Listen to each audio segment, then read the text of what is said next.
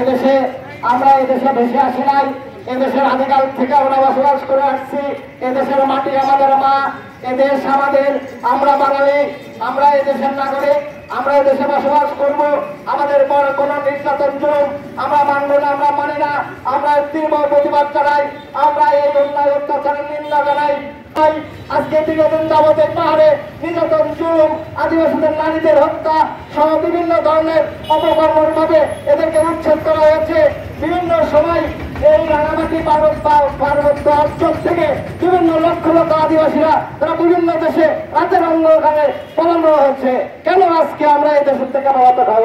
আমরা বলতে চাই এই সমন্বয়কারী সন্ত্রাসী আসলে এরা কারা, তাদেরকে চিহ্নিত করে এই আদিবাসীদের অন্যায় নির্যাতন জুলুমের প্রতিবাদ এবং এদেরকে যাতে নিরপেক্ষতা পাবে, এদের তদন্ত সাপেক্ষে এদের অস্তিত্ব, এদের জীবন যাপন মানের উন্নয়ন করা যায় সেই দৃষ্টি আকর্ষণ আমরা করতে চাই।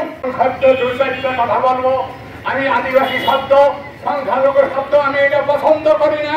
আমি মনে করি এই বাংলাদেশে যারা আমরা জন্মগ্রহণ করেছি, একসঙ্গে লেখাপড়া করেছি, একসঙ্গে খেলাধুলা করেছি, একসঙ্গে আমরা বিয়ে যাই, আমোদ ফুর্তি সব কাজে আমরা একসঙ্গে থাকি। কিন্তু ধর্মদার এক একজন বিভিন্ন ধর্মের লোক থাকতে পারে, কিন্তু সবাই মানুষ, সবাই আমাদের বন্ধু, সবাই বাংলাদেশি বন্ধু।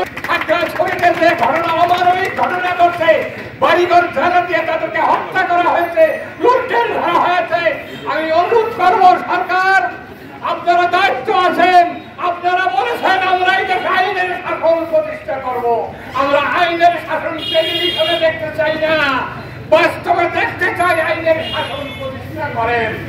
আপনারা অবিলম্বে এই দেশে আইনের শাসন প্রতিষ্ঠা করুন। যারা এই বাড়ি ঘর লুণ্ঠন আর অগ্নিসংযোগ করেছে তাদেরকে আইনের আওতায় রেখে দৃষ্টান্তমূলক শাস্তি দিতে হবে। তা যদি আপনারা ব্যর্থ হন তাহলে এই দেশের জনগণ আপনাদেরকে ছাড়বে না। আমরা ইয়ার পরে বৃহৎ আন্দোলন করে তুলবো। সেই আন্দোলনে অন্যায় অত্যাচার জুলুম নির্যাতন ভেঙে যাবে। বন্ধুরা, আমরা বলতে চাই এই আদিবাসীদের অন্যতম সমস্যা ঘুম সমস্যা, তাদের বসবাসের সমস্যা, তাদের নিরাপত্তার সমস্যা, তাদের শিক্ষা সংস্কৃতির সমস্যা। সেই সমস্যাগুলো না সমাধান না করে তাদের উপরে বিভিন্ন সময় আমাদের রাষ্ট্রযন্ত্রের স্বার্থন্বেষী মহল, আমাদের দেশের চক্রান্তকারী মহল, আমাদের দেশের দখলবাদী মহল, আমাদের দেশের চাঁদাবাদী মহল তাদের উপরে ঝাঁপিয়ে পড়ে তাদের সম্পদ, তাদের বাড়িঘর, তাদের দোকানপাট, অর্থনৈতিক কম করে দিয়ে তাদের বাড়িঘর দখল করার একটি হিংস্র স্বার্থের জায়গা থেকে তারা আমাদের দেশে বিভিন্ন সময়ে এই জাতি সত্তার উপরে তারা আক্রমণ করে। সাথী বন্ধুরা, আমরা বলতে চাই আজ একাংশ সত্তাদেরকে দাঁড়িয়ে বলতে চাই কোন জাতি থেকে বিচ্ছিন্ন না।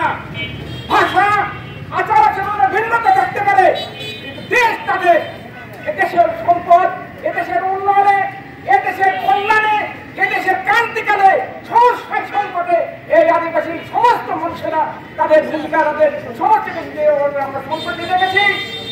খাগড়াছড়ি, রাঙামাটি সহ আদিবাসীদের বাড়ি ঘর দোকান তাদেরকে যেভাবে জানিয়ে বলে দেওয়া হয়েছে, এবং শুধু তাই না, কয়েকজন আদিবাসী তাদের রক্ত রঞ্জিত হয়ে যায় রাঙামাটি এবং খাগড়াছড়ি।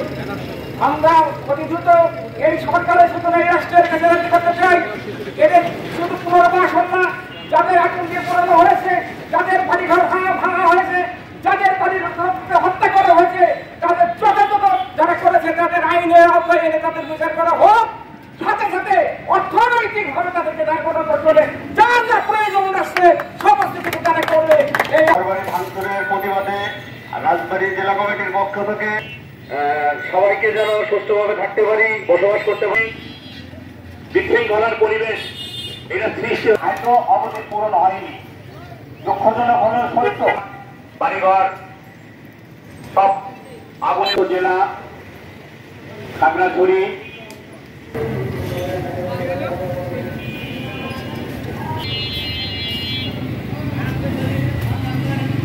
সমিতি, কেন্দ্রীয় সমিতি সভাপতি, যে আমাদের দুটি জেলায় বিশেষ করে আমাদের নাগরিক কমিটি রাজবাড়ী জেলা শঙ্কর ঝন্টু তাকে এখন বক্তব্য রাখার জন্য আমি অনুরোধ করি।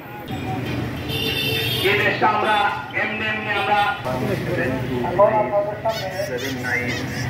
সামনে সংক্ষিপ্ত বক্তব্য রাখবেন রাজবাড়ী